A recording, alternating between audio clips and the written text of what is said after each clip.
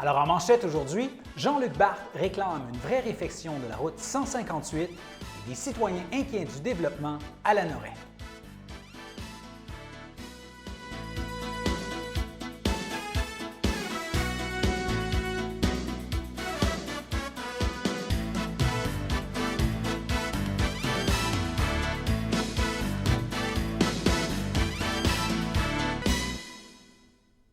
Alors bonjour mesdames, messieurs, mon nom est François Robert et bienvenue à votre bulletin d'information régionale du vendredi 13 novembre. Il y a une voie qui est présentement retranchée sur le pont menant à l'île du Pas et à Saint-Ignace-de-Loyola sur la route 158. Nous en avons discuté ce matin avec le maire de Saint-Ignace-de-Loyola, M. Jean-Luc Barthe. Alors nous recevons ce matin en studio le maire de Saint-Ignace-de-Loyola, M. Jean-Luc Barthe. Bonjour M. Barthe. Bonjour M. Robert, ça va bien? Merci d'être venu ce matin en studio. Plaisir. Dans un premier temps, vous avez des informations assez à jour sur les réparations que le MTQ va faire ou a faites sur la 158, sur le pont menant à l'île du Pas et à Saint-Ignace-de-Loyola. Oui, parce que hier, j'avais appelé mon inspecteur pour savoir pour essayer de parler avec un des ministères pour savoir ce qu'il était pour faire. Puis, en fin de compte, c'est mon inspecteur qui a rencontré le monsieur, puis là, il a voulu m'appeler, mais j'étais en réunion, puis je ne pouvais pas partir. Fait que donc, lui il m'a donné l'information, c'est que les MTQ, ils vont donner soit sous contrat, soit un sous-contractant ou une firme qui répare des ponts. Mais ce qu'ils ont dit, c'est qu'ils ont dit à mon inspecteur qu'il était au courant du problème, mais on a attendu jusqu'à aujourd'hui pour le réparer. Depuis combien de temps qu'ils sont au courant du problème? D'après moi, c'est depuis le début de l'été, j'imagine, parce que, vous savez, il y a eu un trou à un moment donné pour qu'on voyait à l'eau.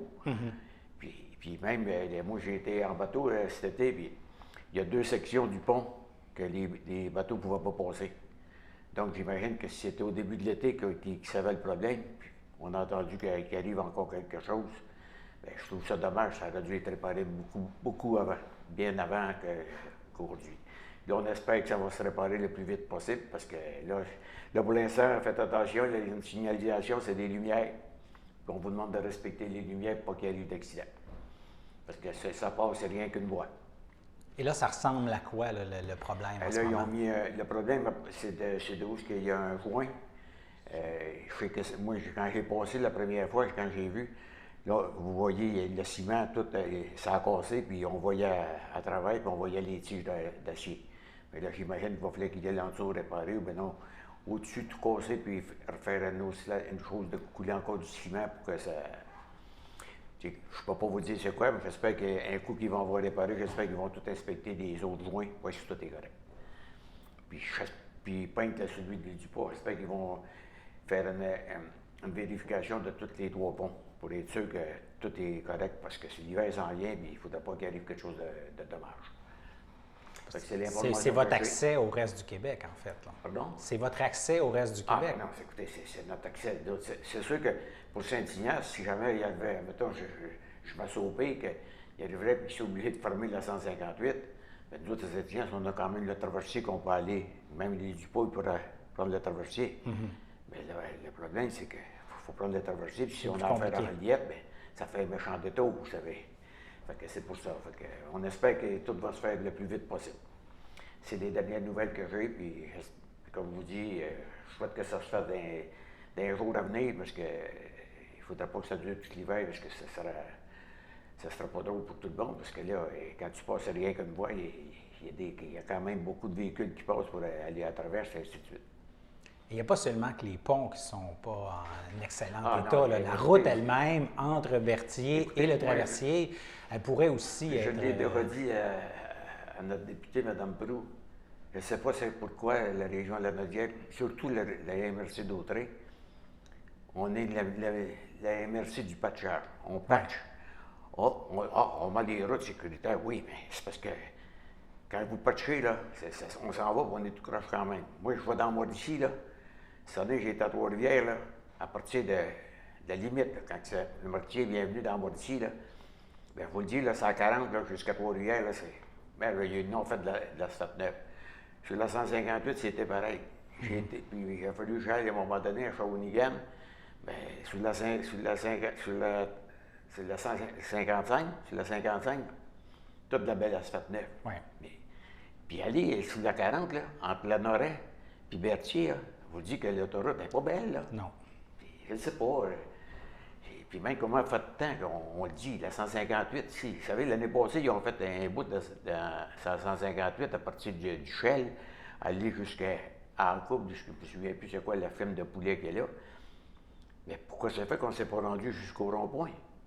Parce qu'à partir de vous d'où ils ont arrêté, là, jusqu'au rond-point qu'il y a pour aller à Sainte-Élisabeth ou sur la Reliette, il n'est pas beau, là, il n'est pas belle, la 158.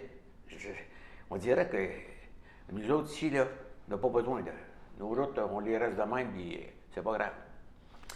Je trouve ça dommage, parce que si vous voulez que je fasse, c'est le gouvernement qui dirige, puis c'est les MTQ qui décident.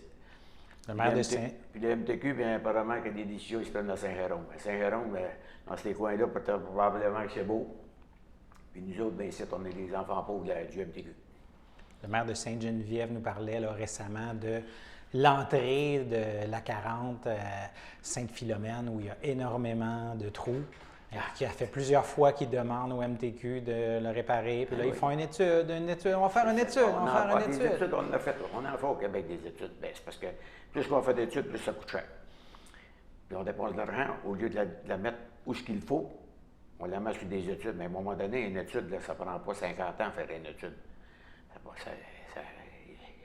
Un ingénieur va arriver, va faire une étude dans 2-3 jours, puis il va dire OK, oui, allez-y, c'est dangereux, c'est fini là. Vous savez, on en fait, nous autres, moi, les routes qu'on fait, nous autres, à Saint-Hyacinthe, ce qui nous appartient, je l'ai dit, j'aime mieux d'en faire moins long, mais la faire comme il faut. Je ne sais pas, le MTQ, c'est quoi leur barème, mais nous autres, moi, Saint-Hyacinthe, c'est fini. On ne fait plus, quand on veut faire quelque chose, la première des choses, les routes qu'on a, bien, avant de les faire, bien, on fait prendre des carottes pour savoir si la fondation est bonne. Si la fondation est bonne, on pulvérise, on charge, on compacte, puis on fait de l'asphalte. En tout cas, je ne dirais pas que ça fait au MTQ, mais des fois, je me demande comment s'y agissent. Puis même, vous savez, ici, là, regardez l'entrée pour aller 140. Là.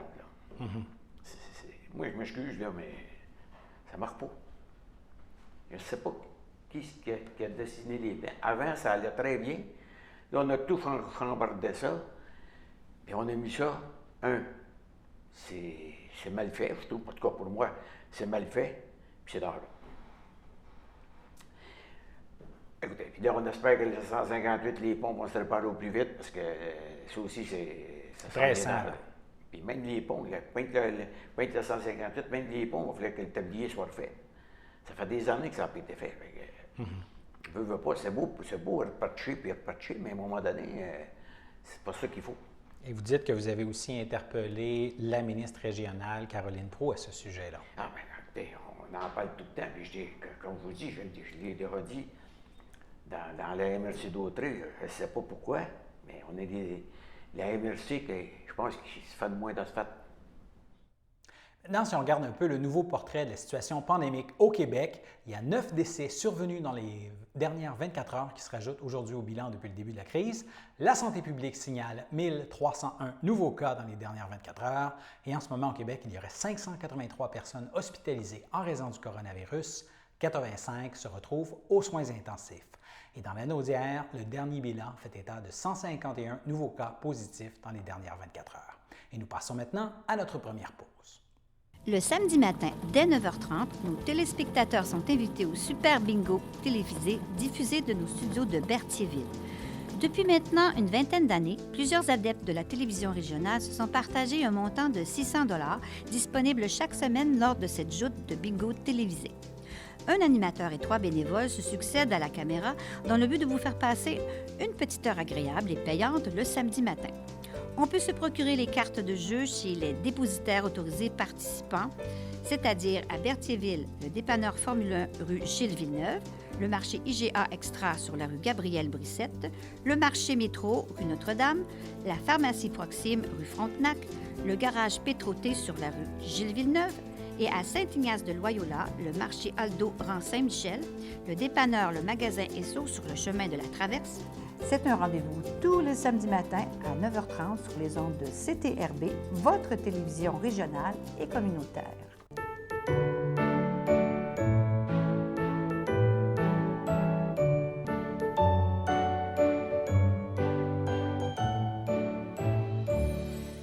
Aucun anniversaire ne nous a été signalé pour le 13 et le 14 novembre. Par contre, dimanche le 15 novembre, la FADOC de l'Île-du-Pas souhaite un joyeux anniversaire à Marie-Blanche Plante et Serge Bergeron.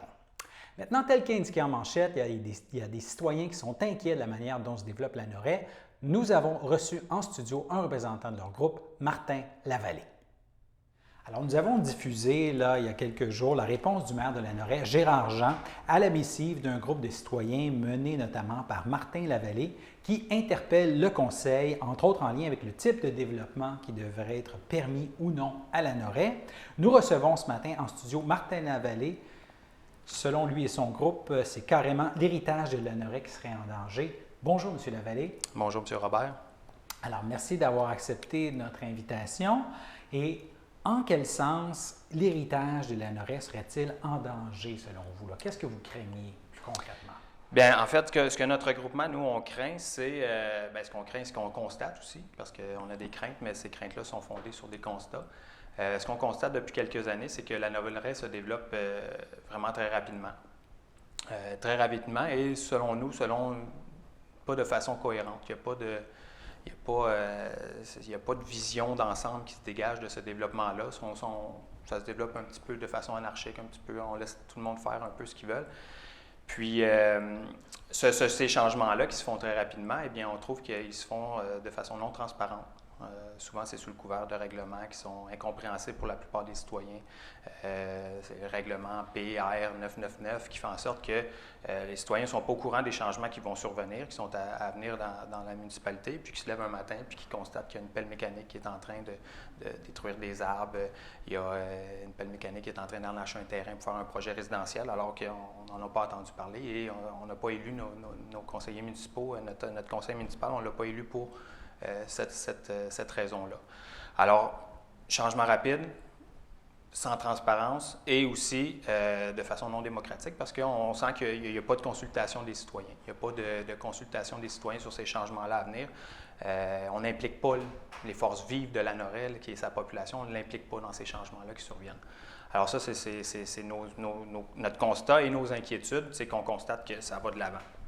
Alors nous, notre regroupement, on s'est réunis cet été parce qu'on s'est dit que là, cet été, il est arrivé deux choses. Premièrement, sur la rue Sainte-Marie, qui est une belle rue à Lanoraie, qui est notre carte postale. Là, les gens qui arrivent de l'extérieur, qui viennent à Lanoraie, voient ça, puis trouvent vraiment que c'est une belle rue avec un cachet champêtre, une vue sur le fleuve. Et puis, sur cette rue-là, en ce moment, bien, on est en train de boucher tous les trous possibles sans respecter. D'ailleurs, cette rue-là est réglementée par un plan d'intégration et d'implantation architecturale, un PIA. Et puis, malgré ça, eh bien, on sent que le conseil laisse aller un petit peu cette rue-là un peu n'importe comment, sans respecter l'essence de ce qu'elle est. Et il y a eu aussi cet été, il y a eu une partie de une parcelle de la forêt, de notre forêt, qui a été harnachée en partie, et alors qu'elle était protégée. Ça a été deux sonnettes d'alarme là, qui ont fait en sorte qui ont mené à la création de notre regroupement cet été. On s'est dit que là, il fallait agir. Alors, on a demandé une rencontre avec le conseil municipal pour faire part de nos préoccupations. Puis ça, c'est pas la première fois qu'on les interpellait. Là, on les interpellait en 30 regroupements, mais chacun individuellement, c'était déjà arrivé qu'on avait de diverses façons essayé de sonner une sonnette d'alarme sur nos préoccupations, sur nos inquiétudes, puis ça a tout le temps resté lettre morte. Alors là, on s'est dit que peut-être si on se regroupait en tant que citoyen... Il y a combien de personnes dans ce fameux regroupement? On est 7 dans le regroupement. Okay. On est 7 personnes, 7 citoyens qui viennent de divers horizons. Il y en a qui sont retraités, il y en a qui sont natifs de Lanoraie, il y en a d'autres comme moi qui arrivent depuis quelques années seulement. Mais on en partage cet amour-là de notre village tel qu'il est. On reconnaît qu'il y a des choses à améliorer des fois, mais on aime notre village dans son cadre naturel tel qu'il est. On ne sait pas dans une banlieue qu'on a décidé de vivre, dans un village rural. Mm-hmm. D'ailleurs, la plupart de nos concitoyens partagent cet avis-là. Ils l'avaient exprimé dans le plan directeur 2016-2021. On y reviendra, ça d'ailleurs, là-dessus, parce que je crois que le maire, lui, qu'il respecte l'esprit de ce plan directeur-là, mais nous, on est d'un avis contraire. Alors, on s'est réunis et puis on s'est dit que là, il fallait sonner une sonnette d'alarme auprès des élus. On a convoqué une réunion, on leur a demandé une rencontre avec eux. Tout l'été, il n'y a eu aucune réponse à notre demande. Finalement, ça a eu lieu récemment, là, la rencontre. La rencontre a eu lieu le 22 septembre. Tout l'été, on n'a pas eu de réponse. Au début septembre, au conseil municipal qui se faisait devant caméra à cause des mesures sanitaires, là, il y a certains membres de notre regroupement qui sont allés interpeller le maire directement devant les caméras en disant « Allez-vous donner suite à notre demande de rencontre? » Alors là, devant les caméras, il a été obligé de dire « Oui, on va donner suite. » Et puis, le 22 septembre, on a été convoqués. Moi, je n'étais pas là. Je n'ai pas pu être là car je ne pouvais pas cette journée-là, mais il y a d'autres membres de notre regroupement qui ont participé. Et puis, qu'est-ce qui est arrivé? C'est que, loin de calmer nos craintes, nos inquiétudes, ça a eu pour effet de les renforcer, je dirais. Vous n'êtes pas satisfait des réponses? On n'était pas satisfait des réponses. On a demandé, on a fait part de nos préoccupations. On a eu pour réponse comme quoi qu'il n'y avait aucun pouvoir et c'était pas de leur ressort ce qui se faisait à la Noret, puis qu'ils ne pouvaient rien faire pour stopper ça. Alors ça, venant des élus de notre municipalité, les élus de la population, on a trouvé ça inquiétant. Et on a demandé aussi, devant le développement rapide de la Noret, on a demandé quel était le plan de développement de la municipalité, qu'ils le disent ouvertement, que nous, on s'en va vers ça. Alors là, on a eu pour réponse que on va en parler avec les conseillers, on va vous revenir là-dessus, et puis ils ne sont jamais revenus là-dessus. Alors là, c'est deux choses. Soit que, d'un, ils n'en ont pas de plan de développement, et puis que tout ça confirme que ça se fait de façon anarchique, ou deux, ils ne le disent pas, leur plan de développement. Alors ça, c'est aussi inquiétant. Alors, suite à cette rencontre qui n'a pas apaisé nos craintes, on s'est dit, bien là, si on ne sait pas assez un regroupement de cette personne, bien on va rédiger une lettre, et puis on va demander à nos concitoyens s'ils sont d'accord avec nous, puis s'ils veulent co-signer cette lettre-là avec nous pour l'envoyer au conseil municipal. Et puis, on a fait le tour, ça n'a pas pris de temps. Nous autres, on avait ciblé le chiffre symbolique de 100 pour avoir le nombre de signatures. Et puis, ça n'a pas pris de temps qu'on a eu les concitoyens. On s'est aperçu qu'on n'était pas les seuls là-dedans, que nos concitoyens partagent les mêmes craintes, font les mêmes constats que nous. Puis, ça n'a pas pris de temps qu'on a eu nos signatures. Vous avez eu plus de 100 signatures, finalement? On a eu près de 100 signatures. Je crois qu'on était à 97, mais là, ça continue. Là, depuis qu'elle a été diffusée puis que ça a passé dans le journal d'Action d'Autrey, on reçoit des courriels encore pour des gens qui veulent ajouter leur nom. Là, je crois qu'on est au-dessus de 100, là. Puis ça va continuer probablement. Si les gens veulent voir le texte, est-ce qu'il est quelque part sur Internet? Ou? Le texte, bien là, il a été repris en partie et il va être disponible bientôt sur Internet pour que les gens puissent... Dans le journal L'Action d'Autrey, ils ont repris des bribes de notre lettre.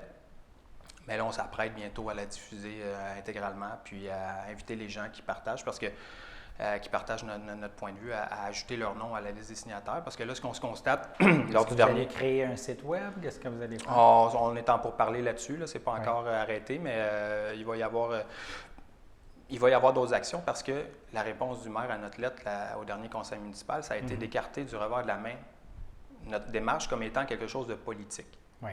OK? Ça, c'est une belle façon d'écarter tout dialogue, de dire, bon, ben ça ne vaut pas la peine de s'y arrêter, c'est politique de toute façon. Alors qu'en fait, c'est citoyen. Moi, ça nous a beaucoup... ça a confirmé ce qu'on pensait, mais en même temps, ça nous a beaucoup troublés parce que quand on est maire d'un petit village et qu'il y a 100 citoyens qui nous interpellent pour dire qu'ils ont des craintes, ils trouvent qu'il y a quelque chose qui cloche, bien, la moindre des choses, c'est de montrer de l'ouverture, puis de se dire, peut-être faire preuve d'humilité aussi, puis de se dire, peut-être qu'il y a quelque chose qui cloche, qu'il va falloir qu'on discute, et puis, mais non, là ce qu'on voit, c'est, on écarte du revers de la main, puis on dit, c'est politique, donc on n'y accorde pas d'importance. Je trouve que c'est faire preuve de peu d'écoute de ses citoyens.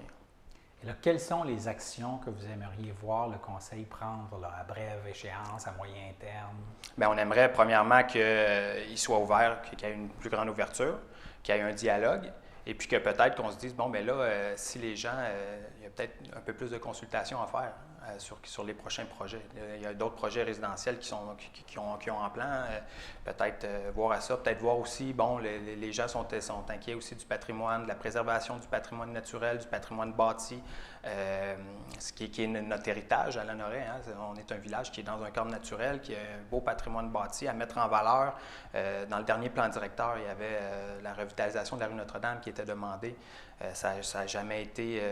la rue Notre-Dame est laissée à elle-même pendant qu'on pousse il y a des projets résidentiels qui poussent comme des champignons partout. Mais l'essence du village est laissée à elle-même pendant ce temps-là. Fait que il y aurait peut-être écouter les citoyens, leurs préoccupations, puis plutôt que de rejeter ça du revers de la main, c'est-à-dire, bon, il y a peut-être d'autres choses à faire finalement que de juste du développement, grossir. Peut-être les gens ont d'autres aspirations pour leur village. Puis ça, bien, ce serait déjà un bon pas en avant. Vous l'avez évoqué tantôt, lors de l'assemblée tenue à huis clos au début novembre, le maire a laissé sous-entendre qu'il y avait peut-être une intention politique derrière cette démarche-là. Est-ce qu'il y a des gens parmi vous qui songent à se présenter peut-être à prochain scrutin comme conseiller, comme maire, peut-être la formation d'un nouveau parti politique à Lanoraie? Est-ce que c'est des choses qui sont en discussion? Écoutez, au départ, notre démarche, elle est purement citoyenne. On s'est rencontrés cet été, il n'y avait aucune arrière-pensée derrière ça.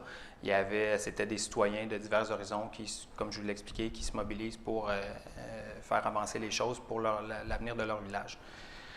Là, avec ce qui se passe en ce moment, je ne vous cacherai pas, oui, j'ai reçu une invitation pour moi personnellement. Pour les autres, il n'y a pas rien. Moi, j'ai reçu depuis après notre démarche, j'ai reçu une invitation pour faire partie d'une équipe pour les prochaines élections.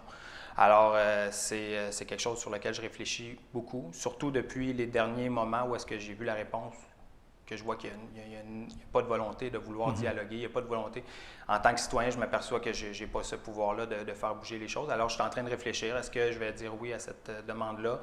J'y songe sérieusement, mais en même temps, c'est complètement différent de notre démarche qu'on fait là. Moi, ce n'est pas la première fois. J'ai déjà été impliqué en tant que citoyen dans un comité d'urbanisme à Lanoraie. J'ai déjà fait, dans ce comité d'urbanisme-là, j'avais fait part de mes préoccupations qui sont les mêmes qu'on fait en ce moment.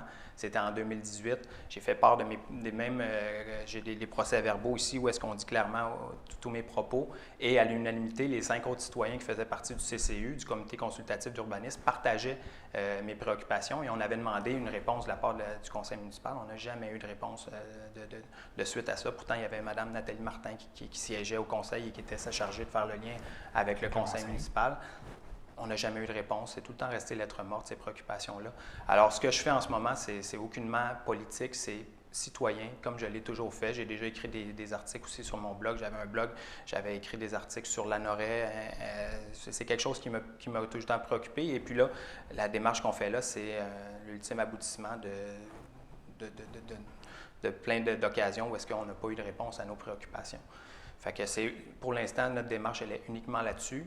Mais voyant comment la tournure des événements, voyant qu'on n'a pas de suite à nos demandes, bien, peut-être qu'éventuellement, le choix qui va s'imposer à moi, ça va être de dire, bien là, il faut que tu y ailles. Mais pour l'instant, on n'est pas là, puis c'est complètement autre chose, c'est complètement dissocié de ce que je fais en ce moment. Et l'équipe qui vous a approché, c'est qui l'équipe qui vous a approché? Bien, ça, pour l'instant, j'aimerais mieux garder ça parce qu'il n'y a rien d'officiel encore, donc pour cette équipe-là non plus. Donc, j'aime mieux garder ça pour ces personnes-là le diront quand elles auront envie de le dire. Et pour l'instant, pour ce qui est de la démarche citoyenne, là, vous demandez quoi? Une révision du plan directeur de développement de Lanoraie? Mais non, le plan directeur, il est là. Et ce que dit le plan directeur 2016-2021, que le maire, dans sa réponse dernièrement, disait respecter, mais le plan directeur 2016-2021, ce qu'il dit, c'est que les gens de Lanoraie habitent ce village-là. Première position, parce que c'est un milieu rural et paisible. Deuxième position, parce que on a un bel accès au fleuve Saint-Laurent. Et troisième position, pour la qualité de vie villageoise. Alors, quand le maire dit que ce qu'il fait en ce moment à développer, à grossir Lanoraie, ça répond aux attentes du plan directeur, c'est faux. Et dans ce même plan directeur 2016-2021-là, ce que les gens disaient, c'était « Est-ce que l'offre en habitation vous convient, mesdames, messieurs? » Et les gens à 88,7 % avaient répondu « Oui, l'offre en habitation nous convient. » Et donc, depuis ce temps-là, le conseil municipal lui a autorisé 2 projets résidentiels et est prêt à en autoriser un 3e. L'offre à l'habitation n'est carrément pas pour les gens de Lanoraie, elle est faite pour grossir le village et ainsi de suite. Donc, on ne répond pas aux attentes du plan directeur du tout dans ce que fait le conseil municipal depuis quelques années. Et si des gens habitent Lanoraie, qui se sentent rejoints par certaines des préoccupations que vous énoncez, est-ce qu'il y a un moyen justement d'avoir accès à ce fameux texte que vous avez rédigé, de vous contacter? Oui, bien c'est ça. Écoutez, signer dans le les tout? prochains jours, la lettre va être disponible sur les réseaux sociaux. De quelle autre façon aussi, là, comme je vous ai dit, c'est pas arrêté encore, ça va venir, mais cette lettre-là va être disponible et les citoyens vont pouvoir nous rejoindre. Il y a une adresse courriel qui est Par amour pour Lanoraie, tout en un mot, sans espace, sans point, Par amour pour Lanoraie, @gmail.com. Alors ça, les gens peuvent s'inscrire là-dessus. Ils peuvent me contacter aussi en privé sur ma page Facebook ou peu importe, mais Par amour pour Lanoraie, @gmail.com, ça c'est l'adresse de notre regroupement où est-ce que les gens peuvent ajouter leur nom s'ils partagent nos préoccupations. Puis, comme je dis, d'ici quelques jours, là, la lettre va être disponible pour l'ensemble des citoyens. Et est-ce qu'il est prévu qu'il y ait une autre rencontre avec le conseil municipal pour faire le point à nouveau, voir comment ça peut évoluer? Moi, j'ai lancé l'invitation. J'ai parlé avec un conseiller en privé et puis là, j'ai dit, notre regroupement, on attend une rencontre officielle, une invitation officielle et une rencontre pour dialoguer à la suite de ça. Mais quand on entend le maire au dernier conseil écarter ça parce que c'est politique, mais là, on se dit, elle ne viendra peut-être pas, cette rencontre-là. Donc là, on est en train de regarder pour d'autres choses, pour justement faire grossir notre groupement, faire grossir le nombre des signataires. À un moment donné, on ne pourra pas ignorer le nombre si les gens partagent nos préoccupations, on ne pourra pas ignorer la population comme ça, là, indéfiniment. Tenez-nous au courant avec plaisir. de vos démarches pour qu'on puisse tenir au courant là, nos auditeurs qui s'intéressent à ce qui se passe à Lanoraie. Bien, parfait, je vous remercie beaucoup de l'invitation. Merci. Je m'appelle André Jaudry, j'ai 57 ans et je suis préposée d'aide à la vie domestique depuis bientôt 8 ans.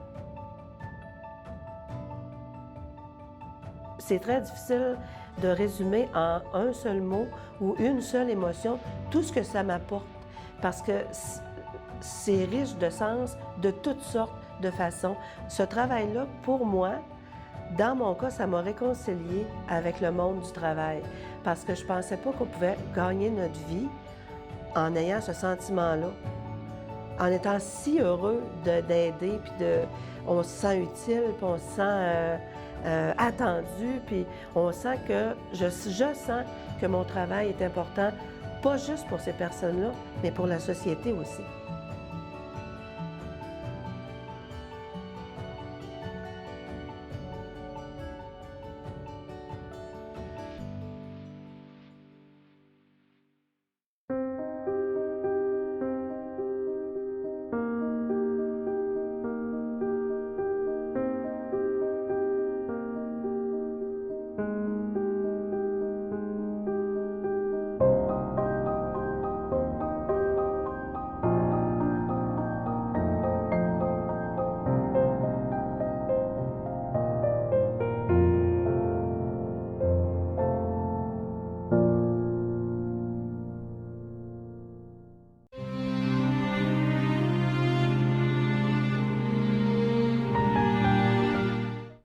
Au CHDL de Saint-Charles-Borromée, le 27 octobre, à l'âge de 69 ans, est décédé M. Michel Brûlé, époux de Francine Tucker, demeurant à la Visitation de l'île du Pas. Il laisse dans le deuil, outre son épouse, ses enfants et, bien sûr, plusieurs neveux, nièces, cousins, etc. La famille accueillera parents et amis au complexe funéraire F. Thériault, 1741, rue Notre-Dame, à Berthierville, le samedi 14 novembre, dès midi et suivant une liturgie à la chapelle du complexe, à compter de 14h30. Toute l'équipe de CTRB offre ses plus sincères sympathies aux familles et amis en deuil. Et nous passons maintenant à la météo.